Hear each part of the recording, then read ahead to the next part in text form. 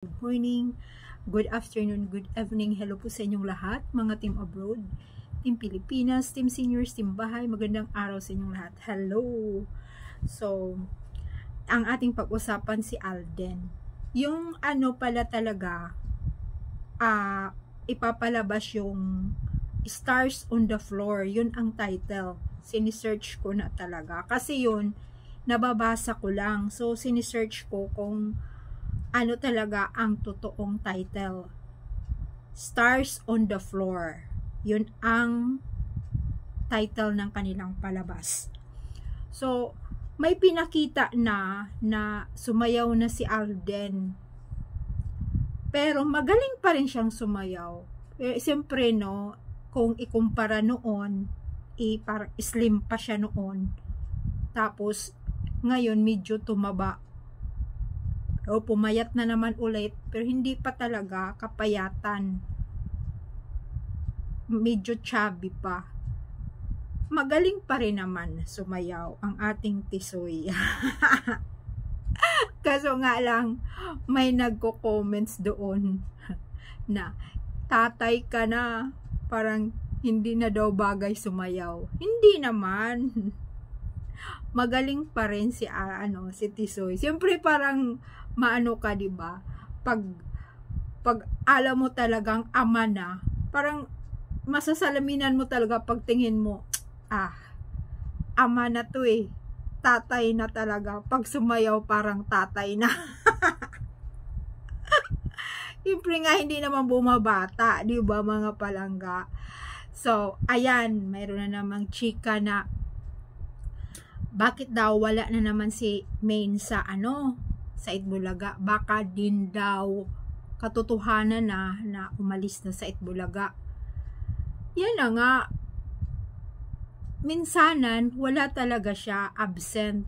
Minsan din nandyan. Ganun din naman noon, 'di ba? May mga yung iba may pasok, yung iba walang pasok. Siyempre mag-rest din sila, may off din sila, hindi naman talaga tuloy-tuloy na mayroong yung nandiyan sila. Kasi nga yung iba kasing nanonood, no, para siguro parang ganun na, parang nasasawa sa mga mukha, kaya kumukuha sila ng ibang mga host na guest lang. Di ba mga palangga? Nag-guest lang sila, tapos ilang araw, wala na naman, tapos iba na naman. Ganon naman talaga ang ang palabas, lalong-lalo na live. Kasi siyempre, no, yung ibang mga tao, kaya bumababa ang mga ratings dahil nagsasawa din. At saka sa ngayon talaga, kaya ganon na rin yung mga ratings nila. Dahil ang mga tao parang hindi na nanonood sa TV. Kaya mga palangga, mayroon na kayong mga wifi, di ba? Sa cellphone na lang nanonood ng TV. Sa cellphone na lang nanonood kaysa yung sa TV. Kasi yung iba naman, siyempre sa ngayon talaga, masyadong mahal yung electric.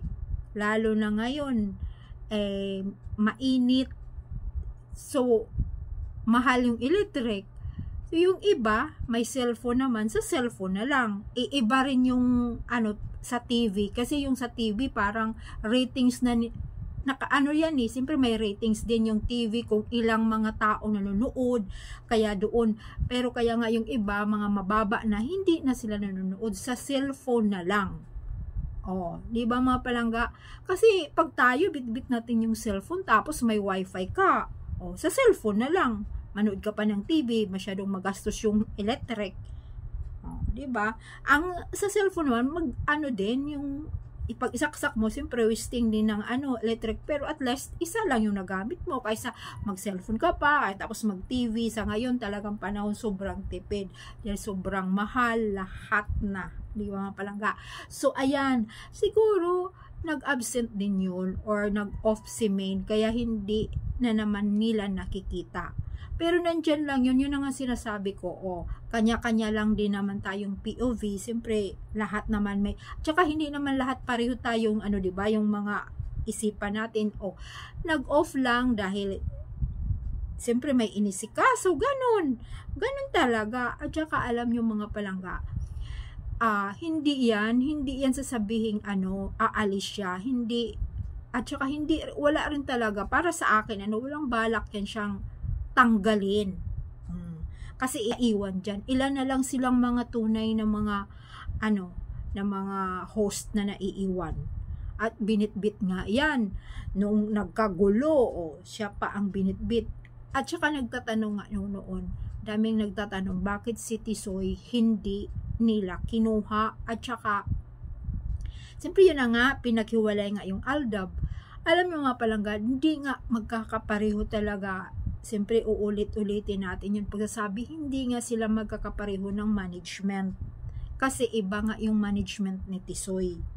Dahil napaka-stricto. Sa ngayon, pwede na rin sila. Alam ko pwede na silang magsama dahil freelancer na si Tisoy Wala na talaga. Ang alam ko, siyempre mapifeel mo, diba? Kasi nga mag-i-international na siya ng show or movie o mag-director na siya.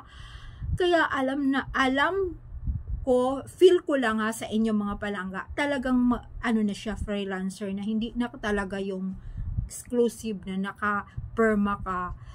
Dahil ang chismis, pag pumerma ka, may 4 years, mostly dyan 4 years ang kontrata nila. Pero titingnan na lang natin, kasi nga ang alam ko din sa inyo, siyempre hindi rin naman yung bumabata. Para ba sila kanila ni Dingdong, sa kanila ni Marian, nandyan pa rin sila sa GMA, may pinipirmahan pa rin sila, pero pwede silang makapagtrabaho sa iba, diba? Tapos hindi na sila yung yung pinipigil-pigilan, yung ganon, di ba? Iba talaga pag may kontrata ka na, yung sinasabi nila na exclusive, talagang sa gusto ng GMA, sumunod ka talaga sa ayaw mo o hindi. Di ba palangga? So, ayan, yun na lang panalangin natin na nawa, magkaroon din naman sila, kahit movie, kahit sa Netflix na lang, ayun! Di ba mga palangga, na magkaroon din sila ng palabas sa Netflix, yung dalawa, yung Aldab. Marami pa rin tayo na nandito nag-antay sa Aldab. Diba mga palangga? So, wala talagang malay natin magkaroon nga sila dahil mayroon na nga silang sarili na nilang mayroon na silang lahat yung entertainment, mayroon na nga sila, pwede na silang mag-concert ng sarili, magkaroon ng movie, magkaroon ng yung kagaya niyan, yung Netflix, kahit hindi na lang ilabas sa mga sinihan, sa Netflix na lang din, at least makita natin yung dalawa. Di ba palangga? So, yan ang natin, panalangin natin na magkasama, kasi nandito pa rin, marami pa rin tayong mga Aldabdisyon na sumubaybay sa dalawa. Kaya thank you so much. Kaya abangan na lang din natin yung palabas ni Tisoy, dahil maganda daw yan, sabi. Kasi tapos na yung mga palangga, Pilipinas Got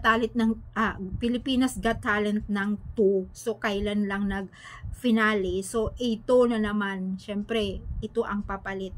Kahit magkaiba silang istasyon or channel, ito ang kapalit, yung Stars on the Floor. Kaya, thank you so much mga palangga. Bye!